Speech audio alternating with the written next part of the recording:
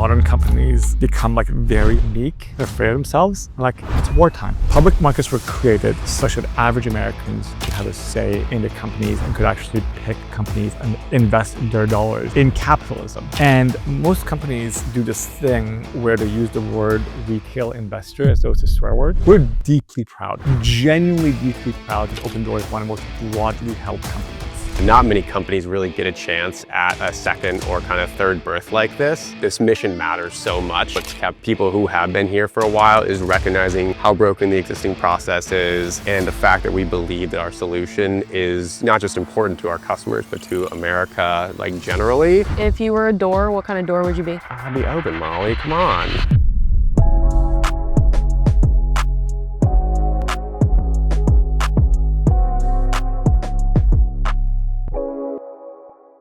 Kaz, welcome to Sorcery. Thanks for coming by. Let me show you around. Long time coming. It's been, I'm a fan. I'm actually a fan. I'm like really excited to have you here. Welcome to Opendoor San Francisco. So where are we going? What's the plan? I'm going to show you, first I'm going to show you my messy desk. Okay. But also like we do these, the merch for every earnings call. And like they get like my assistant literally packs them and sends them out. Like this is like literally them. We try to get them out before the earnings call because I wear a new t-shirt on every earnings call. So your team is literally physically packing this right now. yeah. It's like, and like, here, do we have any other merch? Is there like We do have on the merch.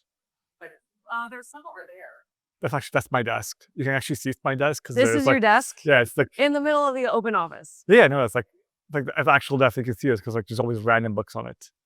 Yeah, this is our like it's like this shirt I'm gonna wear. That's my shirt that I'm wearing at earnings call, and the open. Oh, what do you? We have like more. It's actually hilarious because like everyone has 7 jobs here. Like everyone has like multiple jobs. All right, we're merch shop today. They were merch shop. They're like Opendoor caps. We have the Open Army. Oh wow, you guys are making Insider blazers? stuff. Yeah, there's like we actually like do like the merch is cool. Here, I'll take you to. Don't look there. Okay, is that We both not legal? No, we both when I got here, there were no dashboards on the wall. Uh-huh. I'm like, fuck that. Lots of dashboards, please. So we bolted. That's the actual model that is running one of our war rooms right now. Like, and like it's hilarious because our chief growth officer tracks them and has a sticky that says "grow more," and he puts them under one of his chart. He's like, I'm focusing on that your week. But it's a hilarious thing. Just for context, this is day of earnings. This is earnings day. Your financial open house. Yeah, it's our earnings day. It's like well, we're actually going up in like a couple of hours.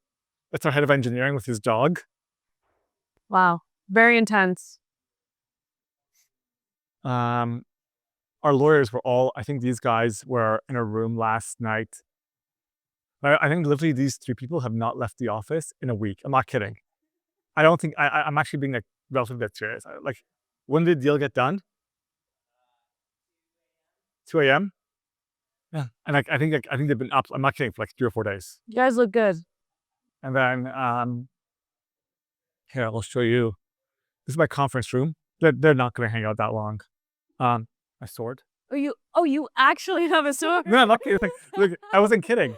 As an homage to like Elon. We all have to have swords. So funny. So it's like you think I was kidding? I'm like not kidding. It's actually like it's like real. That's great. And you keep it in yours? I mean, like, so you know what the hilarious thing is? So I wanted to get throwing stars, but they're very illegal in California. I would imagine. Like you cannot have throwing stars in California, so that's the weapon. How old is this sword? Oh, it's not old. It's just it's an Arabian sword. Actually, hilarious story. I told my assistant I want a sword. I can show you the flash thread. I said like I want a sword. She's like for the question mark because I think she thought I had a typo. She's like, what do you mean? I'm like, no, this sword, please. No, I think look, I think the very real thing that happens is that like modern companies become like very like meek. They're afraid of themselves. Like it's wartime. Do you think it's important that the best public company CEOs have swords? I mean, Elon has one. Alex has one. I have one. I'm not going to say we're all the same. I'm not saying that we're all similar people with similar styles and similar companies. I mean, other people might say that, but yeah, I think weaponry is important. Just like very real, like most companies, it's actually like one of the saddest things about capitalism is that if you go back to the start of public markets were created such that average Americans could have a say in the companies and could actually pick companies and invest their dollars in capitalism. And most companies do this thing where they use the word retail investor as though it's a swear word. We're deeply proud, genuinely deeply proud that Opendoor is one of the most broadly held companies in America. And I think it actually does an important thing, which is the average American believes in our mission because the average American thinks it is unfair that people can't afford a home to live in, that the system is stacked against average people having average jobs. So no, we're like we're not hiding it. Like we're deeply proud of the army. And I think everyone in the company is like, if you actually walk around, you'll see people wearing army jackets and army shirts and like army swag all over.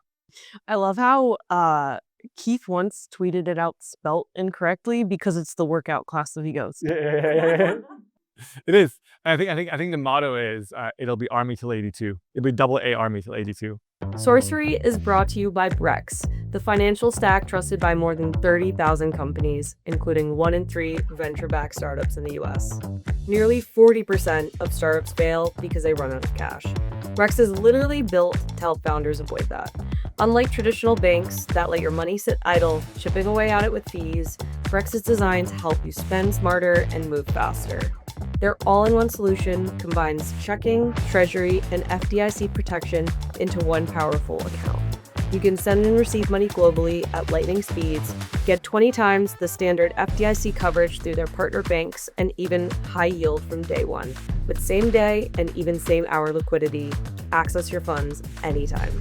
Companies like Scale AI, DoorDash, ServiceTitan, Hims, Anthropic, Flexport, Robinhood, and Plaid trust and use Brex. Start today at brex.com/sorcery. That's BREX.com/sorcery. Turing is training the next generation of AI with tasks that require real expertise and real-world judgment. That's why companies like NVIDIA, Anthropic, Salesforce, and Gemini partner with Turing.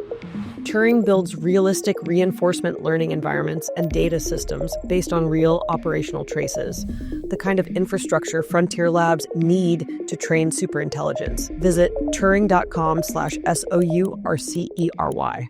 All right, so we're here with Judd, Michael Judd, and we're going to talk a little bit deeper on Opendoor lore because he's been here the longest. So, Judd, what is it like? What is it like? It feels like a book with many chapters, but none of the chapters have been exactly the same, but with a common through line. See, I joined in the fall of 2016. We were in 2 markets.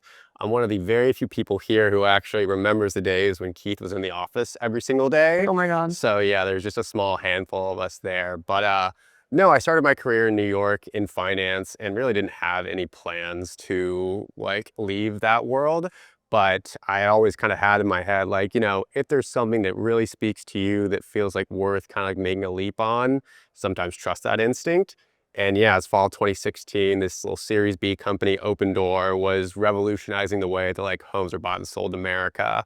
And what really like resonated for me was I could explain this idea to my grandpa. He would understand what it was and understand why it was needed. And so that was kind of what initially drew my interest. Once I kind of like dug under the hood and saw what they'd built so far and what the kind of vision looked like, I figured, hey, this might be worth, you know, shipping across the coast and trying something new out on. And yeah, obviously, as you kind of been able to tell from the kind of outside lens, there's been, you know, ups and downs and, you know, kind of in equal measure here at Opendoor over that decade or so. But what I feel really grateful for is, with kind of Kaz coming online and just the momentum that came from this past fall, not many companies really get a chance at a second or kind of third birth like this. And I think this mission matters so much. And that's what has kept me around so long, and what's kept the people who have been here for a while, is recognizing how broken the existing process is, and the fact that we believe that our solution is not just important to our customers, but to America, like, generally. And just having, again, another chance at, kind of cracking that code is just something I'm really grateful for. I'm just so curious from a cultural standpoint. So you're head of IR, Yep. but I've also heard everybody here has multiple hats. So what other roles do you have, and is that like, what is it like working here now under Kaz and that transition? It's been pretty incredible. Yeah. So depending on the day, it's investor relations. I kind of came up doing capital markets, a little bit of corporate development, some finance and strategy. It really just kind of depends on the task for the day. I think what's been really remarkable, and what Kaz has honestly like taught me, is that we're all probably a little more capable than we sometimes give ourselves credit for. So when Kaz came in, he joined at the end of September, and we did our Q3 earnings call just a couple weeks later. And, before Kaz, we had done things pretty much, by the books. We had the boring, just, dial in audio call. It was, shareholder letter with like very like basic script. Kaz came in, and day one was like, guys, we're doing video live stream. I want to stream it on Robinhood, which we were the first company to actually stream our earnings on Robinhood other than Robinhood themselves.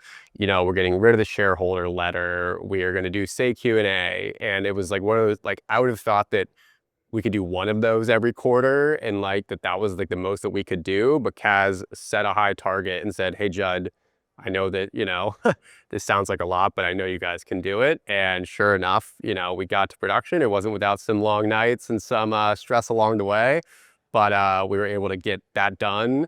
And I think what was really important about that is kind of conveying to the people who are paying attention to our story and who are giving Opendoor a second chance, is that like, if an IR team of one is able to pull off all of these changes in like 5 or 6 weeks, imagine what our engineers are doing in that time. Imagine what our kind of AI enabled and AI built like ops folks are able to build. So the idea is that like you're often more capable than you would think you are if you set like a quarterly cadence for yourself. Why is it so important to innovate on IR in such a digital world now? No, I mean, you and your audience, I feel like are a great testament. It's, I don't, retail is a word that, I feel like other companies like refer to with, a different like taste in their mouth. But for us, our mission is to change the way that like Americans like think about their houses. And I think that's such a core kind of just part of the American dream. And so with the advent of this summer and the, kind of heightened attention that the business got, I think that us being able to show that we can meet the narrative where it is, rather than asking the narrative to kind of come to us on these boring, more institutional, more kind of classic like Wall Street forums, and really feeling like people have a say in how management speaks and kind of what kind of questions we answer. And so I think for us, it's really about just continuing to drive the transparency and acknowledge that this second birth came on the back of people believing in us. And so meeting those believers where they are, rather than forcing them into old Wall Street corners. What's the hardest challenge you face? Keeping up with Kaz, honestly, the pace is pretty incredible. And I think, like I said, he kind of pushes each of us to expand what we think we could do, both in terms of the quality of the materials and, just the different hats. Like I was saying, I used to have a few hats. I picked up more with Kaz joining, which is normally the opposite when a company grows like this. And I think just remembering, again, how important that mission is, and like using that as kind of the fuel to continue to get the things done that you can. So yeah, it's he sets a fun pace. Is it cool to have an open army? What is that like? Hey, it's very fun. I don't have a sword to lead them into battle. I just get to read the safe harbor disclosures at the start of our earnings call. But no, we're incredibly grateful. We certainly don't take it for granted. And I think that, we launched that website, accountable@opendoor.com, and we really believe that because we want to be held to account. One, again, because we recognize how critical this community has been to giving us the second birth. And again, I've been here at Opendoor for 10 years because I believe in this mission so much. And I think that you're still kind of hearing me keep going back to it so often is that, yeah, the mission matters. And so having people who believe in that same mission being able to hold us accountable is just kind of table stakes for the way we talk to our community. Seeing what you've seen with a company sink down to a 50-cent share price, almost get delisted, get resurrected, and then go full speed ahead. How do you think about all of these other companies that are in zombie land that need some sort of like Hail Mary to get to the next state? What kind of companies do you think are going to fail? And what do you think, I guess, to reposition it, what do you think is most critical for companies to accelerate and meet this next innovation cycle? Look, I think for us, or at least from what I've learned, like in my experience, we got this tremendous opportunity from this community that found us on the back of a couple years of beleaguered stock price and, declining sentiment. And when you're given a gift like that and a chance at a second act, you don't take it for granted, or you don't hide from it or run away from it. And so, not what happened to us isn't going to happen to every company, but every company should have their mission. And, hopefully the employees there believe in what that business is building. And when that, mindset gets picked up from an external community, whether it's, institutional investors or a retail community or the media or, kind of existing employee base, don't squander that opportunity and don't run away from it. It's lean into where people are believing in you and continue to earn their trust as they kind of put it in you. Since you are the arbiter of compliance, what is the most exciting thing that's going to get launched? Look, I think when Kaz became the CEO, we were all excited across all of these dimensions, the quality of the work that he did at Shopify and his brand recognition. But I think what's really powerful about what he built over there is what he did on the merchant services side of the business. So Shopify kind of pre-Kaz was mostly a software business. And by the time they left, it was the software no one else could kind of compete with on a price basis. And then they offered so many value-added services on the other side that it just created a real lock-in, but also providing value to the people on that platform. And I think at Opendoor, we have an amazing opportunity ahead of us we have thousands of people who use our product to either buy or sell their home. And in the Opendoor 1.0 model, there really wasn't a whole lot we kind of did with them after or in addition to the transaction. And again, I'll let Kaz do the product launches, but I think him taking that same mindset of within this customer transaction, what else can we do that is going to be helpful to help you move on to life's next chapter? Because there's just so much that goes in with moving on to life's next chapter. And I'm just really excited with what we're kind of building on that side of everything. Okay. Lastly, if you were a door, what kind of door would you be? I'd be open, Molly. Come on. Why are some of these doors closed? Well, I'm also the head of compliance, so there's sometimes I have to close them. Okay. Thank you, Judd. Awesome. Thanks, Molly. Some of you may not have heard this yet, but our sponsor Public just launched something called Generated Assets, and it brings AI into investing in a way I've honestly never seen before. Here's how it works. You type in an idea like AI-powered supply chain companies with positive free cash flow, or defense tech companies growing revenue over 25% year over year. Public's AI then dispatches a swarm of agents that scan every single US stock, evaluates them, and instantly builds a custom index around your thesis. What really stands out is how clearly it explains why each stock is included. And before you invest, you can even backtest your idea against the S&P 500, so you're making decisions with real context, not just guessing. And beyond generated assets, Public lets you invest in stocks, bonds, options, crypto, all in one place. They'll even give you an uncapped 1% match when you transfer your investments over from another platform. If you want to build a portfolio that actually reflects your thesis, visit public.com/sorcery. Paid for by Public Investing. Full disclosures in the description. Founders ship faster on Deal. Set up payroll for any country in minutes, hire anyone anywhere, get visas handled fast, and get back to building. Visit DEEL.com/sorcery. That's DEEL.com/SOURCERY.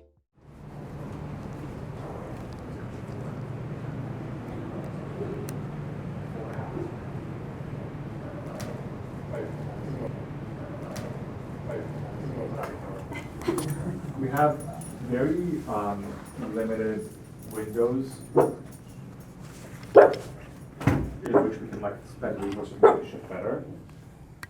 I don't want anyone focused on the fourth thing. Like unless like these are like the requirements stated must all be fully fulfilled in the order they were stated, right? Like I don't want like before like we move to number 3, number 1 and 2 need to be true, and I'm okay with number 4 being 0. In fact, it's actually fucking ideal if number 4 is 0. Because then no one will like. If something looks kind of good, it's very easy to ignore it. But it looks like shit, we will never ignore it. We'll fix it eventually. So please don't wallpaper over holes is a bad idea. Like fucking holes is fine. So like the most important thing for all of us to do is make it very like that order. Okay. So that's exactly what we are trying to say. Like so, we are going with the priority. So the first one is the priority for us. The last one is more. It's I'm not saying subjective. It's more experience driven. That's an ongoing thing. So, but we'll get back to it. We'll get back to that. For now, our primary focus is 1 and 2. Make it AI friendly. Probably next 2 weeks we'll spend more time testing this. My unit test for this will be this. To be very clear, I want to be very transparent. I think it's important to have unit tests for shit, like in life and in code. Like my unit test will be this. I will take a page that is not on Bricks Next. I will take the URL. I will take a screenshot. I will go into fucking Claude. I will say, this is the URL. This is the screenshot. Give me the output of it in Bricks Next. If that works, I will stop complaining about this. That's what we did for this test actually. We did like an A/B, and like was. Well, yeah, but you guys did a thing that lots of people had eyes on. I'm gonna find the jankiest, shittiest page we have on Bricks. I'm gonna grab it. To be fair, I think there's some, you know, like we need to sand out the edges. I think the point more is like, this is great for people that are very in the details on all of this. Let's make sure that like the person that has never seen Bricks Next and like a love solicitation on the phone for like our designers and engineers as well of like, take the hardest use cases that we know are gonna break. Yeah. See if they break. And if they don't, come back, see what's wrong, what do we fix? Yeah, and then we'll come up there, like that's the goal. And can we talk about Tailwind for a second? My continued yelling about the importance of monorepos and demanding of it, like despite me continuing saying Rails is great, monorepos are good. Like I'm not gonna like insist on technical choices around here. That's like doesn't stop people do that. I'll just nag them enough. I am very bullish on Tailwind. Like cars, like I'm very bullish. Like I watch YouTube videos at night of people building websites with Tailwind. I'm very bullish on it. Yep. Like I want, like once we're all done with this thing, I want someone to tell me why we're not on Tailwind. Yeah. Can I say something about Tailwind? Sure. So in the group that I assembled to kind of explore this problem in the past week, there are actually a lot of huge Tailwind fans, very much like you. They're like, if we start something from scratch Can you today. watch the guy build an Allbirds website? No. It's the most fucking insane thing. Watch the guy rebuild Allbirds in Tailwind. He does the entire thing end to end live in 45 minutes. It's the craziest fucking thing. Anyway, in this group, there were a number of folks who were like, I love Tailwind. If I were starting a project from scratch, that's what I would use.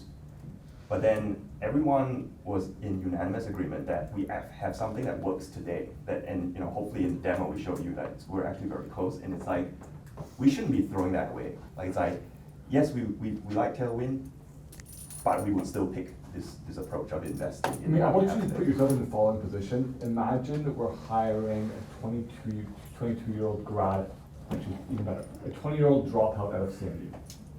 This kid was at CMU for a bunch of years, he's like, fuck this, I hate this shit, I'm gonna go work at Opendoor. What would be the stack that would make that kid happy?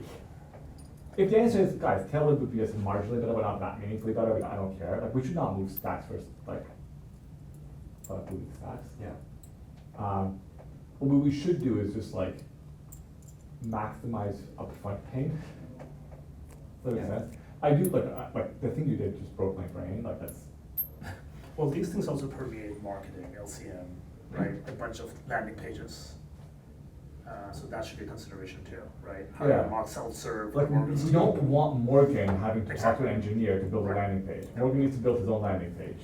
Yep. And like. And I think that's where we have the bonus. Yep. I believe that are pretty solid. So We need to get deeper into landing pages and stuff because it also requires SEOs and stuff.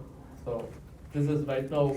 I wouldn't worry about. I would not worry about that. Like, Yeah. I feel like my experience with Opendoor landing page was my first Saturday or Sunday where I was like raging at my keyboard at these two. Or the careers Yeah, page, like- yes.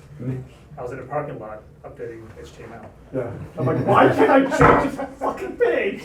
Ah! So like I think we've made progress since then. Actually, for what's worth, the fucking the CMS we use, Contentful, seems to actually have a decent. It's not bad. Seems like it seems to have gotten better. Yep. So anyway, I just don't want to. Like, don't worry about like SEO stuff. Don't worry about like the goal of landing pages is this: they must be perfectly instrumented, and we need to be able to spin a lot of them up very quickly, and we do not lose UTM parameters. Like those are the three things they need to do. They need to do nothing else. On the topic of instrumentation, BricsNext actually has native integration with Journey, which is our analytics.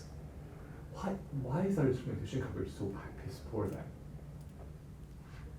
Or isn't it? Like maybe Precision Kaz, our instrumentation is perfect. It's not bad. Like No, that is what needed to be. like what percentage of our pages do you think are well instrumented? I think they're all instrumented, it's not consistently instrumented. Well, Well, multiple it's backend consistent systems and Dude, people don't there's- like match. Like our it's not an e-commerce website, like the time lag between a seller coming in to the home going on, resale is like multi-weeks, months. Yeah. That's where stuff gets confusing. Okay. It's not, Hey, this was helpful. Thank you. I appreciate it. Kaz, please fuck off with a good answer to these questions. We thought the best thing to do was to show, not tell. Yeah. So if we went through the doc, I think we Okay. would have spun our wheels. Thank you. Thanks everyone who worked on it. When should I run my unit test? You can try right away, and Well, not gonna do it today, but yeah. We can do it today. Let's choose a page. Let's broaden it beyond Kaz to.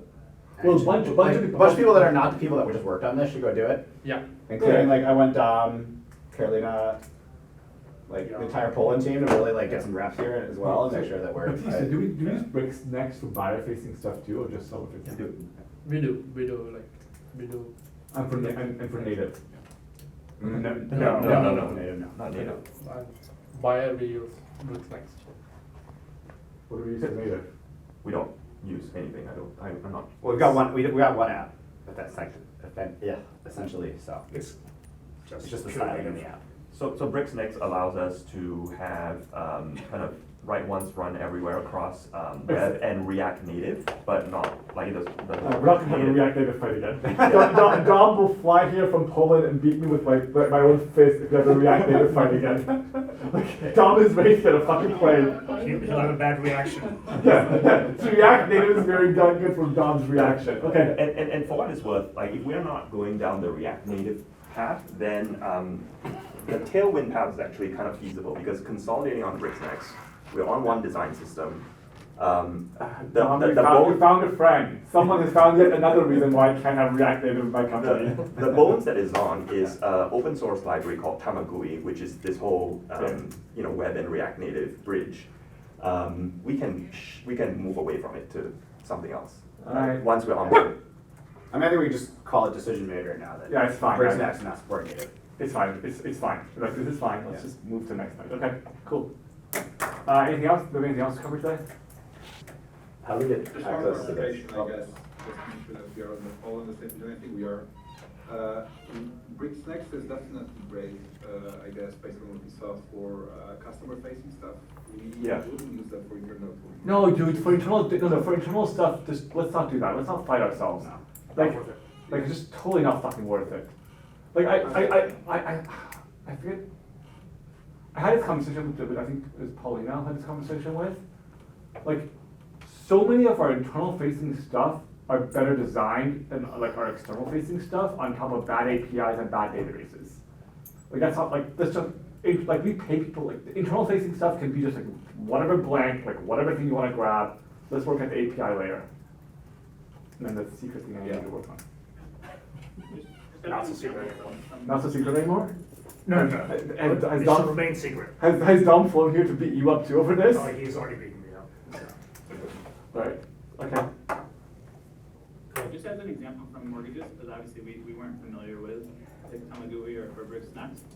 I think we wrote 400,000 lines of code. I think we only wrote 300 or 400 by hand. It's not always like perfect. And then internally. How dare you? 400 out of 400,000 was not perfect. In the internal dashboard we built, I chose to use Tailwind coding. Just way easier, faster, way simpler, and it just rips everything. Can we just do that, guys? Can we just make that call? Can we just make the call that for internal shit we use Tailwind? Yeah, that's same at Title Escrow. Same thing. But let's hold on with that. We actually have a working for the new ops shell that we did the research on that, what would work best for LLMs specifically, to make sure that we actually can self-serve when we're working. Okay, Dom, I'm not, I am very willing to be told, Kaz, you're wrong on this, but I would like that in a doc, like more than 2 pages of why I'm wrong. Like what I don't want to do is wake up 2 years from now and accidentally have a team called Internal Platform Design System.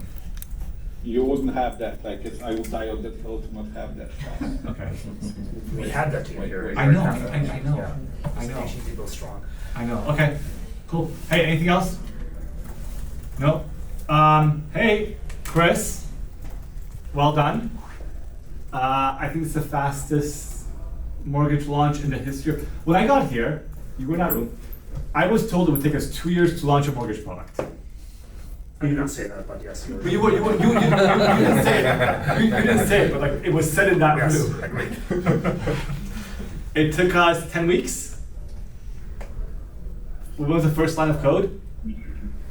January 5th. January 5th till February, whatever the fuck date today is. 19th. 6 weeks. All right, guys. All right, now go Congrats. do it well. Congrats. Thanks, guys. Thanks, team. Cheers.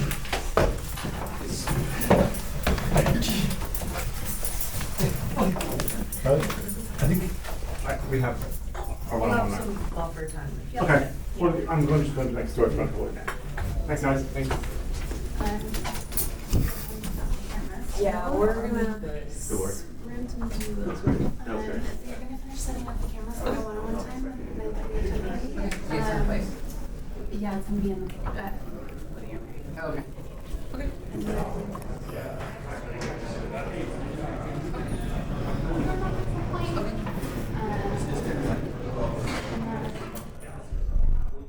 Hey, it's Molly. If you enjoy our interviews, check out our newsletter, sorcery.vc, where we deliver a once-a-week top deals and tech headlines email, and also go deeper on our podcast interviews. Subscribe to Sorcery today. And don't forget to subscribe to the podcast on YouTube, Spotify, Apple, or wherever you listen. Link in description to sign up.